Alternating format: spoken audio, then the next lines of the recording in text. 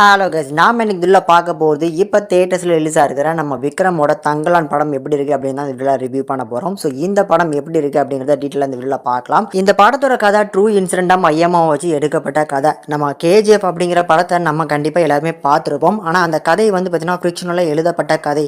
ஆனால் உண்மையான கேஜிஎஃப்ல என்ன நடந்துச்சு அப்படிங்கிறத தெளிவாக எடுத்து காட்டணும் அப்படின்னு சொல்லி நம்ம ரஞ்சித் ஆசைப்பட்டிருக்காப்புல. அது நல்லாவே வந்து பார்த்தீங்கன்னா ப்ரெசன்டேஷன் மூலமாக காமிச்சிருக்காங்க. இதனால் வந்து பார்த்தீங்கன்னா இந்த படம் வந்து ட்ரூ இன்சிடென்ட்டாக மையமாக வச்சு எடுக்கப்பட்ட படம் அப்படிங்கிறத மேலே தெரிஞ்சுக்கோங்க.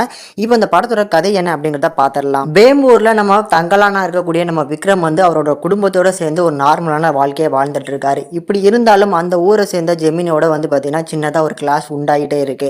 அந்த மாதிரியான சமயத்தில் பிரிட்டிஷை சேர்ந்த கிளெமன் அப்படிங்கிறவரோட அறிமுகம் கிடைக்குது.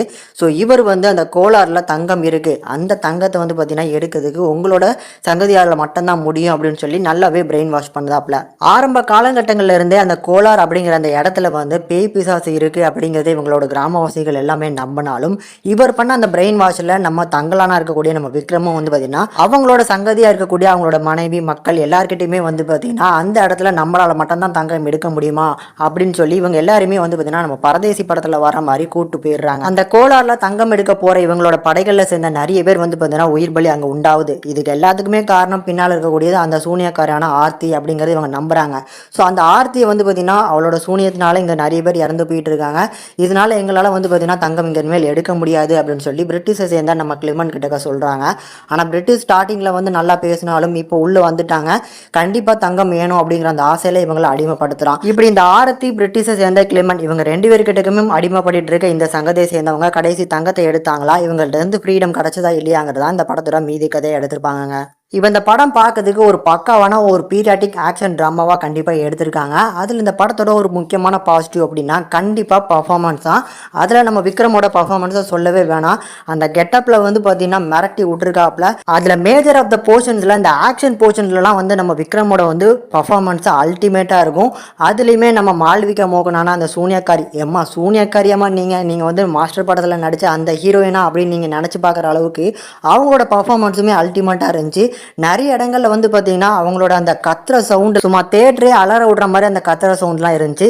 இதே மாதிரி தான் வந்து பார்த்தீங்கன்னா பேக்ரவுண்ட் சவுண்ட்ஸ் பிஜிஎம்ஸ் அதை நம்ம ஜிவி பிரகாஷ் மிரட்டி விட்டுருக்காப்ல. நம்ம 1001 எப்படி வந்து பார்த்தீங்கன்னா ஒரு நல்ல தரமான ஒரு பிஜிஎம்ஸை அண்டர்ரைட் பண்ணமோ அதே மாதிரி இந்த படத்தில் உள்ள பிஜிஎம்ஸும் அண்டர்ரைட் பண்ணிடக்கூடாது அப்படிங்கிறது தான் என்னோட பர்சனல் தாட் ஒப்பீனியன். ஏன்னா அந்த அளவுக்கு சூப்பராக கம்போஸ் பண்ணி கொடுத்துருக்காங்க. விஎஃப்எக்ஸ் அண்ட் எஸ்எஃப்எஸ் ஒர்க் அப்படின்னு எடுத்துட்டோம் அப்படின்னா அது கொஞ்சம் டிராபேக் தான் இருக்குது. என்னை பொறுத்தளவுக்கு நிறைய இடங்களில் இன்னும் கொஞ்சம் பெட்டராக பண்ணியிருக்கலாம் அப்படிங்கிறது என்னோட பர்சனல் தாட் ஒப்பீனியன். அதில் பர்டிகுலராக வந்து பார்த்தீங்கன்னா அந்த கருஞ்சிறுத்தையை கூட ஓரளவுக்கு பெட்டராக பண்ணியிருக்காங்க. சில இடங்களில் வர மயில் தானே ஒன்றும் பார்க்க மாட்டாங்கன்னு நினச்சி அந்த மயிலுமே வந்து பார்த்தீங்கன்னா சிஜியில் தான் காமிச்சிருக்காங்க அப்படிங்கிறது சில இடங்கள்ல நல்லா தெரியுது. அதில் பர்டிகுலராக வந்து இந்த சூறாவளி மாதிரியான ஒரு போர்ஷன் வரும். ஸோ அந்த இடத்துல வந்து சிஜி ரொம்ப மோசமாக இருக்குது அப்படிங்கிற ஒரு ஃபீல் கண்டிப்பாக எனக்கு கொடுத்துச்சு. பட் இந்த படத்தில் இருக்கக்கூடிய ஒரு நெகட்டிவ் அப்படின்னா கண்டிப்பாக எஸ்எஃப்எஸ் அண்ட் வந்து விஎஃப்எக்ஸ் ஒர்க் மட்டும் தான் சொல்லலாம். மத்தபடி வந்து படத்தோட ப்ரொடக்ஷன் வேல்யூவாக இருக்கட்டும், ஸ்டோரியாக இருக்கட்டும் அண்ட் டைலாக் ரைட்டிங்லாம் வந்து மிரட்டி விட்டுருக்காங்க.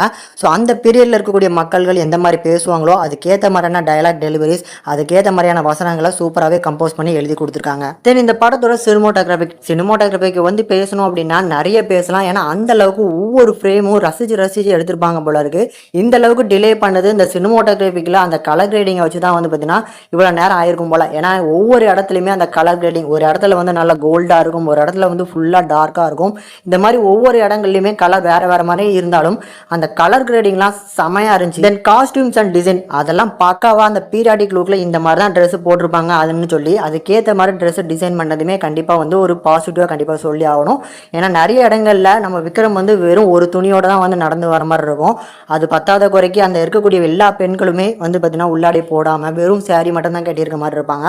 ஸோ இதனால காஸ்டியூம்ஸ் எல்லாம் வந்து பார்த்தீங்கன்னா கண்டிப்பாக பர்ஃபெக்டாக சூஸ் பண்ணி வியர் பண்ணியிருப்பாங்க. அதுலேயுமே அந்த ஜெமீன்குள்ள காஸ்டியூம்ஸ் எல்லாம் பாருங்க, மெத்த எல்லாரோட காஸ்டியூம்ஸை விட அது மட்டும் கொஞ்சம் பார்க்கறதுக்கு ரிச்சான ஒரு ஃபீலை கொடுக்கும். அந்த அளவுக்கு வந்து பார்த்தீங்கன்னா அதுலேயுமே வந்து ஜெமீன் அப்படிங்கிறத தெரியணும் அப்படிங்கிறதுக்காக நல்ல மெனக்கெட்டு பண்ணியிருக்காங்க. கண்டிப்பாக அதுவுமே பாராட்டுறேன். தென் இந்த படத்தோட முக்கியமான ஒரு சீன் அப்படின்னா கண்டிப்பாக வந்து நம்ம மால்விகா மோகனோட நம்ம விக்ரம் சண்டை போடுற அந்த போர்ஷன்ஸை கண்டிப்பாக வந்து ஒரு பெரிய சீனாக எல்லாருமே பார்ப்பாங்க. கண்டிப்பாக இந்த படத்தை பார்க்குற எல்லாருமே விக்ரம் எந்த அளவுக்கு பாராட்டுறாங்களோ கண்டிப்பாக அதுக்கு ஈக்குவலாக வந்து பார்த்தீங்கன்னா மால்விகா மோகனோட ரோல் செமையாக இருந்துச்சு அப்படின்னு கண்டிப்பாக ஆணித்தனமாக சொல்லுவாங்க. ஏன்னா அந்த அளவுக்கு தரமான ரோல், அதுக்கேற்ற மாதிரி ஒரு நல்ல பர்ஃபார்மன்ஸ். அண்ட் ஆல்சோ நம்ம விக்ரமோட ஒய்ஃபாக வர நம்ம பார்வதி, ஸோ அவங்களோட அந்த வசனங்கள்லாம் எனக்கு ரொம்ப பிடிச்சிருந்தது. பர்ஃபார்மன்ஸில் வந்து அவங்க எப்போவுமே வந்து ஒரு நீட்டான ஒரு பர்ஃபார்மன்ஸை கொடுப்பாங்க. ஆனால் இந்த இடத்துல வந்து எனக்கு அவங்க அவங்களோட வசனங்கள் நிறைய இடங்கள்ல அவங்க பேசுகிற வசனங்கள் தான் வந்து அவங்களோட கேரக்டரை கண்டிப்பாக ஹோல்ட் பண்ணியிருக்குன்னு நான் கண்டிப்பாக சொல்லுவேன். ஆக்டர் பசுபதி எடுத்துக்கிட்டோம் அப்படின்னா அவரோட ரோலை இன்னும் கொஞ்சம் யூஸ் பண்ணியிருக்கலாம் அப்படிங்கிறது என்னோட பர்சனல் தாட் ஒப்பீனியன். நிறைய இடங்கள்ல அவரோட நடிப்பும் சூப்பராக இருந்துச்சு.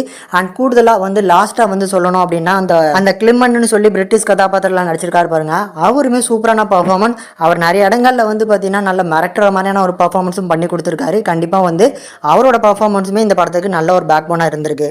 இப்படி ஓவராலாக இந்த படத்தில் ஒர்க் பண்ண எல்லா டெக்னீஷியன் டீமும் தரமாக வந்து ஒர்க் பண்ணி கொடுத்துருக்காங்க. என்ன பொறுத்தளவுக்கு ஒரு பிளாக் பஸ்டரான ஒரு படமாக ஆகணும் அப்படிங்கிறது என்னோட விஷ்.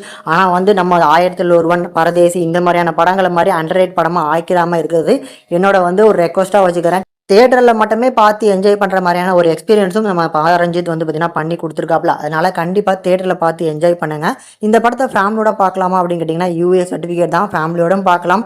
அடல்ட் கண்டென்ட் வைலன்ஸ் அப்படிங்கிறதும் கொஞ்சம் இருக்குது, அதனால் பார்த்து என்ஜாய் பண்ணுங்கள். இந்த படத்துக்கு நம்ம சேனல் ரேட்டிங்னு பார்க்கும்போது 5க்கு 3.7 வரைக்கும் ரேஷியோ கொடுத்துருக்கோம். கண்டிப்பாக ட்ரை பண்ணி பாருங்கள்.